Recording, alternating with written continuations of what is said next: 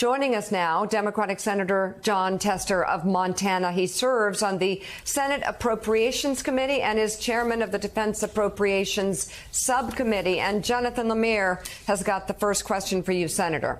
Senator Tester, good morning. Great to see you. Let's indeed start right there about the national defense portion of this spending bill. I know you are the chairman for the Defense Appropriations Subcommittee, so this is your bailiwick. Talk to us about what you're glad is in there, what funding is most important. So, why this is important, first of all, overall, is certainty. If you have uncertainty, which a CR would have done, which a continuing resolution would have done, it just does not serve the country well at all. What's in this that I'm very happy about is it allows us to continue moving forward to keep this country safe, both on the land, sea, air, and in space. That is very, very important, and this bill is robust in that area, in all those areas, and I think it, considering where China is today and what's going on in Russia and North Korea and Iran, I think it puts us in a position to really keep this country safe. That being said, it also sends a tremendous signal out to everybody in the world that we can actually function. If we would not, and by the way, this isn't passed yet, so I don't want to assume it will, but I think it will. If we don't pass this bill, it just sends a signal of weakness to the whole world. So what's gone on the last few weeks is very, very important for this nation's security, and I think this bill meets the needs of this country very well.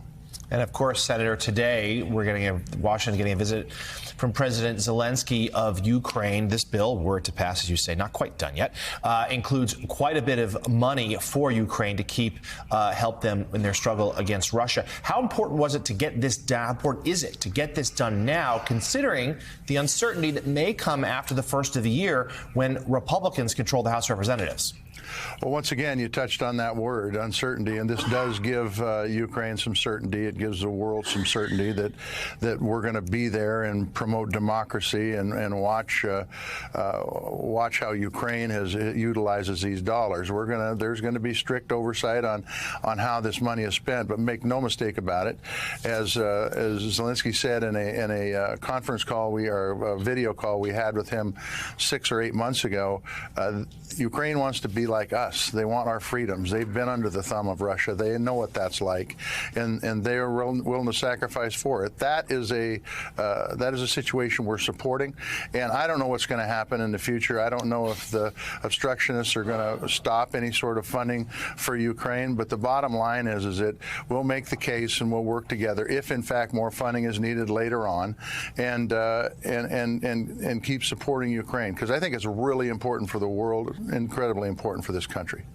Senator, this is a big bill, $1.7 trillion, and you might remember an event that took place a couple of years ago when a sitting president of the United States tried to bag a legitimate election in his favor.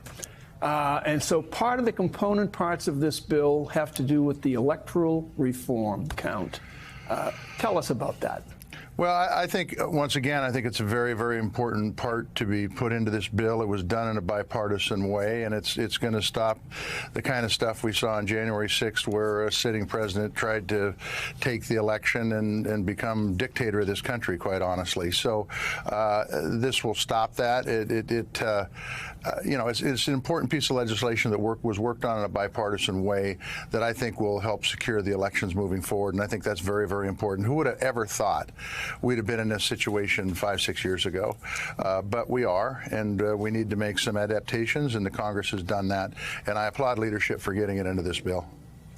Senator, what do you think about the now finally release of Donald Trump's tax returns and some revelations already from them?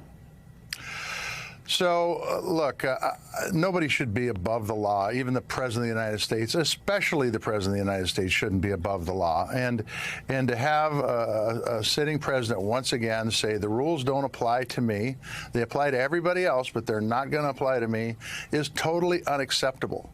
And the truth is that after all we saw come out of the January 6th Commission, after the reports they've done and all the work that they've done to connect the dots, I will tell you, I was here on January 6th, and I didn't realize the full extent of what was going on because I didn't know the backstory. That commission has done that. We've heard about audits of taxes for President Trump for a long, long time. Now we're hearing more of this backstory, that he didn't get audited while he was president. First time in 30, 40 years.